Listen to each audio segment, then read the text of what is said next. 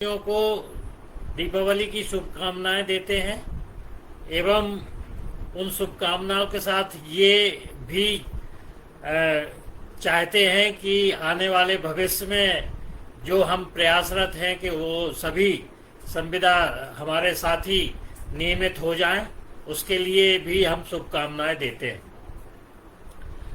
पहला बात हम ये बताना चाहते हैं सभी संविदा साथियों को कि हमें नियमित क्यों होना चाहिए। ये सबसे बड़ा आज की जो स्थिति परिस्थिति है उसमें हमें नियमित होने के लिए क्या परिस्थितियां आई हैं कि हमें नियमित हो जाना चाहिए। सबसे पहला पॉइंट है कि जो हमारा ऑर्गेनाइजेशन स्ट्रक्चर सैंक्शन हुआ है उसमें बहुत से नियमित पद आए हैं, जिसके लिए अभी शासन प्रशासन ये कहता था कि नियमित पद न होने के कारण इनको नियमित नहीं किया जा सकता। तो एक जो पॉइंट था उनका वो अब समाप्त हो चुका है।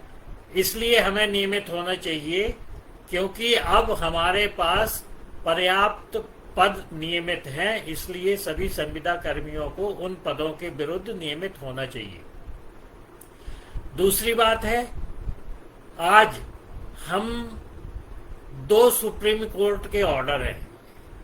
एक उमा देवी वर्सेस कर्नाटक राज्य था 2006 का, जिसमें स्पष्ट रूप से ये कहा गया था कि जो नियमित टाइप के काम लोग करते हैं और लगातार 10 से 15 साल से करते आ रहे हैं और थ्रू प्रॉपर चैनल किसी न किसी रिक्रूटमेंट के थ्रू आए हैं, उनको नियमित किया जा सकता है, इसमें कोई भी रोक नहीं है। लेकिन इस बीच 2006 से लेकर 2024 तक अभी सभी सरकारों ने इसका दुरुपयोग किया है और नियमित करने के लिए इसमें मिस इंटरप्रिटेशन के कारण इसका ये लेते रहे हैं कि उमा देवी वर्सेज में ये कहा गया है कि किसी भी एम्प्लॉय को जो संविदा में है या अस्थायी रूप से कार्यरत है उनको नियमित नहीं किया जा सकता है। लेकिन जो अभी जग्गो वर्सेज सेंट्रल गवर्नमेंट के का प्रकरण था उसमें ये स्पष्ट रूप से कहा गया है कि जो इंटरप्रिटेशन 2006 के उमा देवी के प्रकरण में सभी सरकारों ने उसका मिसयूज किया है, उसको न मानते हुए सुप्रीम कोर्ट ने कहा है कि जो भी कर्मचारी नियमित रिक्रूटमेंट के थ्रू आए हुए हैं और नियमित टाइप का काम कर रहे हैं उनको नियमित किया ही जाना चाहिए। मतलब कि सुप्रीम कोर्ट के आदेश हमारे फेवर में है, इसलिए हमें नियमित होना चाहिए। दो चीज हो गई। नियमित होने के लिए जो हमारे कर्मचारी अधिकारी जितने भी हमारे विद्युत कंपनियों में कार्यरत हैं, ये थ्रू प्रॉपर रिक्रूटमेंट के सभी नियम कानून को मान के ही संविदा में आए हैं, इसलिए इनको नियमित किया जाना आवश्यक है। ये सरकार की बाध्यता है सुप्रीम कोर्ट के निर्णय के अनुसार। इसलिए दो कारण हो गए कि एक तो हमें पद हमारे पास उपलब्ध है और दूसरा सुप्रीम कोर्ट के दोनों आदेश ये कहते हैं कि जो प्रॉपर रिक्रूटमेंट के थ्रू आए हैं उनको नियमित होना चाहिए। ये एक हमारे फेवर में है इस समय वर्तमान में। अब तीसरी बात हम लेते हैं कि नियमित करने से सरकार को क्या फायदा होगा। नियमित करने से सरकार को ये फायदा होगा कि उनको ट्रेनिंग नहीं देना पड़ेगी, ट्रेनिंग का पैसा बचेगा। इनको जो सैलरी आज मिल रही है लगभग उतनी सैलरी में ही ये सब लोग नियमित हो जाएंगे। एक बात और बताना चाहते हैं हम आप सभी को कि इसमें जो हमारा नया ऑर्गेनाइजेशन स्ट्रक्चर आया है इसमें अब संविदा के पद नहीं है और उसमें ये भी साफ साफ लिखा है कि संविदा के पद को छोड़कर नियमित भर्ती की जाएगी।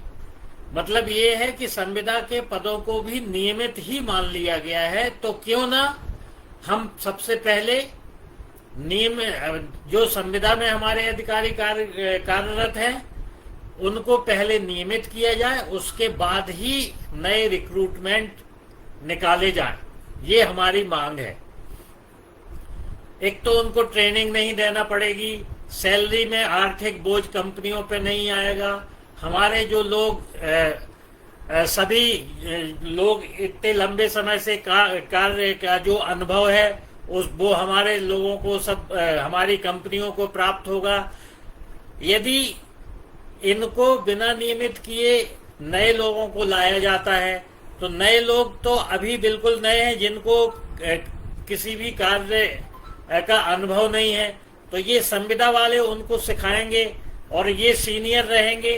तो ये भी एक ऐसी विसंगति होगी कि नए लोग नियमित हैं और ये पुराने लोग जो हमारे संविदा में हैं वो नियमित नहीं है, ये भी एक विसंगति आएगी। तीसरा, ये जितने लोग कार्यरत हैं ये अनुभव के साथ साथ प्रॉपर रिक्रूटमेंट के थ्रू आए हैं, उसके बाद भी ये जो योग्यता जो हमारी अब प्राप्त है वो भी सभी योग्यता इनके पास है। तो ऐसा क्यों नहीं होना चाहिए कि हमें सभी को नियमित होना चाहिए। नियमित होने के लिए जब हमारी पहले चर्चा होती थी तब ये कहा जाता था कि ऐसा कहीं प्रदेश में हुआ है, तो हमने जो एक ज्ञापन बनाया है और सभी एमडीज को दिया है उसमें ये भी बताया गया है कि 2000 में किस विभाग में नियमित किया गया है, मेडिकल में नियमित किया गया है, इरिगेशन में नियमित किया गया है, सामान्य प्रशासन में भी नियमित किया गया है। उसके भी हमने आदेश निकाल के शासन को दिए हैं कि यहाँ पे जब दूसरे विभागों में नियमित किया जा सकता है तो हमारे विभाग में नियमित क्यों नहीं किया जा सकता। और इसका जो हमने ज्ञापन बनाया है इसके लिए मैं लगभग 6 महीने से लगातार हम प्रयासरत हैं। सभी एमडी से लगभग इसकी चर्चा हो चुकी है और सभी एमडी इससे सहमत भी हैं कि हाँ, इनको नियमित किया जा सकता है। लेकिन शासन एवं प्रशासन जो जहाँ पे हमारी चर्चा नहीं हो पाई है उनको हमें बताने के लिए, उनसे चर्चा करने के लिए हम लगातार प्रयासरत हैं, लेकिन उस स्तर पर हमारी बात अभी तक नहीं पहुंची है। इसी बात को पहुंचाने के लिए हमने 2 तारीख का जो आह्वान किया है, जिसमें कि हम माननीय मुख्यमंत्री, माननीय ऊर्जा मंत्री, माननीय एसीएस महोदय, इन सबको हम अपनी बात कहें। लेकिन कहने के लिए जब हम प्रयासरत हैं लेकिन नहीं सुनी गई, इसलिए 2 तारीख को हम एक ध्यानाकर्षण संडे के दिन कर रहे हैं, जिससे कि हमारी बातें को सुना जाए और जितने भी लीगल चीजें हैं उनको देखा जाए और उसके आधार पर सबसे पहले हमारे संविदा अधिकारी कर्मचारियों को नियमित किया जाए, उसके बाद ही रिक्रूटमेंट निकाले जाएं, जिससे कि हमारी कंपनियों में कार्यरत सभी अधिकारी कर्मचारियों का भविष्य भी सुरक्षित हो सके एवं सुप्रीम कोर्ट के आदेशों का पालन हो सके।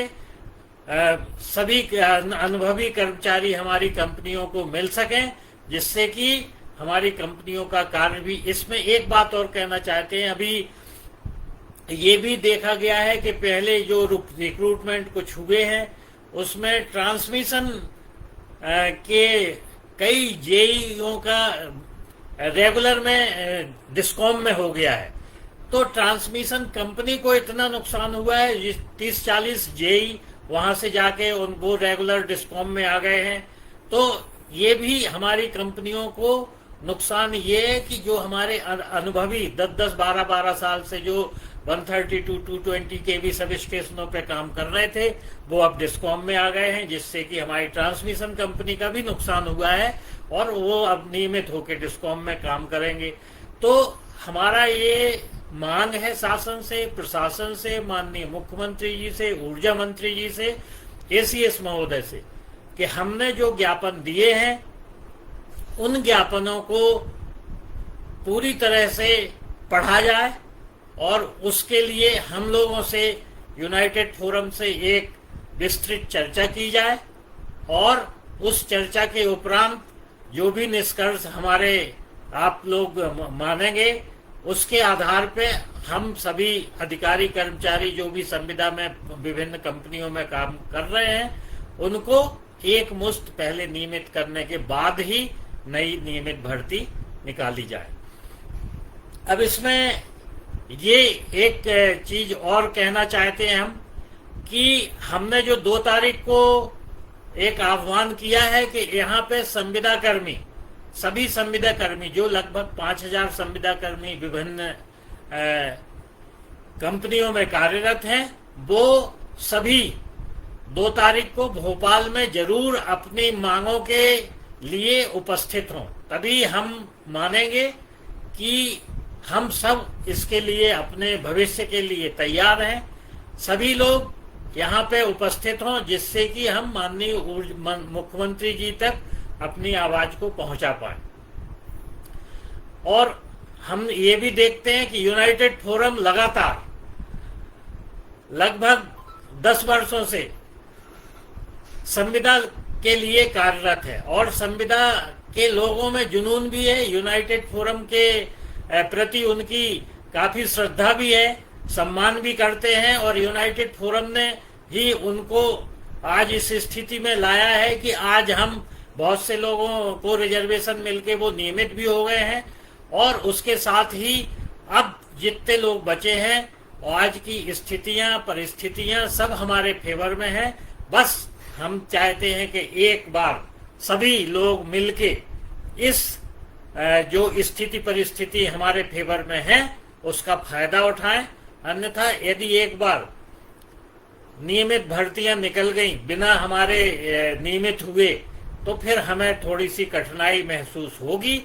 इसलिए हमारा आह्वान सभी से है कि 2 तारीख को यहाँ पर सभी लोग उपस्थित हों।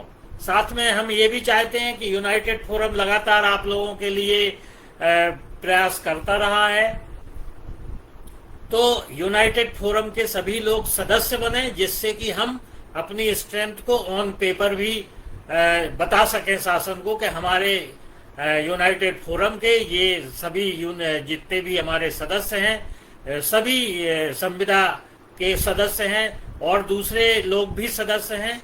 और एक डिमांड, अभी मैं इंदौर गया था तो एक डिमांड और आई थी कि जो लाइन स्टाफ है उनके लिए जो एज है वो 55 वर्ष में रिटायरमेंट हो रही है, तो उसको भी हम इसी डिमांड के साथ उठा सकते हैं, उस पर हम चर्चा करके उठाएंगे। इसलिए ये सभी लोग जिनकी जो रेगुलर एम्प्लॉय भी हैं वो भी अपनी 55 साल की रिटायरमेंट एज को 62 बढ़ाने के लिए इस 2 तारीख के आंदोलन में सम्मिलित होते हैं, तो उनकी मांग को भी यथाचित जगह दी जाएगी और इसको भी हम पूरा कराने के पूरे प्रयास करेंगे। और मैं अंत में सभी सम्माननीय हमारे संविदा अधिकारी कर्मचारियों से अनुरोध करूंगा कि 2 तारीख को यदि हमने अपनी स्ट्रेंथ शो कर दी भोपाल में, तो ऐसी कोई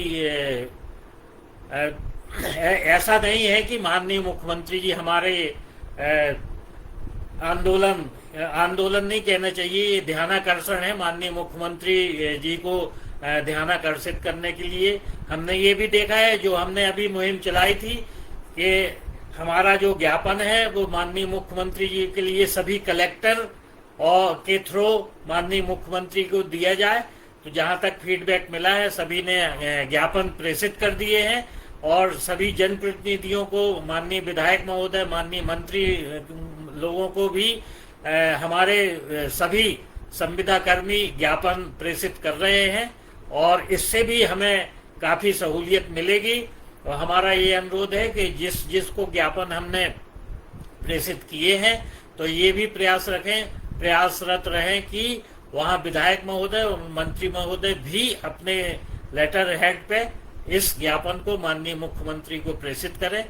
और हमारा ये सभी संविदा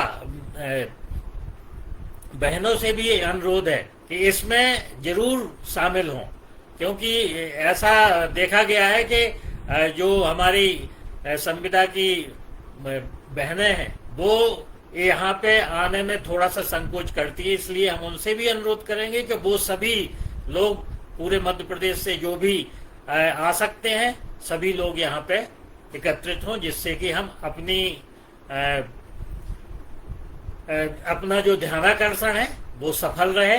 हम प्रयासरत लगातार रहे हैं, अधिकतर एमडी से बात हो चुकी है, वो तो इसमें सहमत है, लेकिन हमारा एसीएस माननीय ऊर्जा मंत्री, माननीय मुख्यमंत्री को ध्यानाकर्षण के लिए ये 2 तारीख को हमें इसमें शामिल होना आवश्यक है। धन्यवाद, जय हिंद। मैं उम्मीद करता हूं कि 2 तारीख का हमारा आंदोलन सफल रहेगा और इसमें हमारे सभी संविदा साथियों का भविष्य सुरक्षित रहेगा। जय हिंद, जय भारत।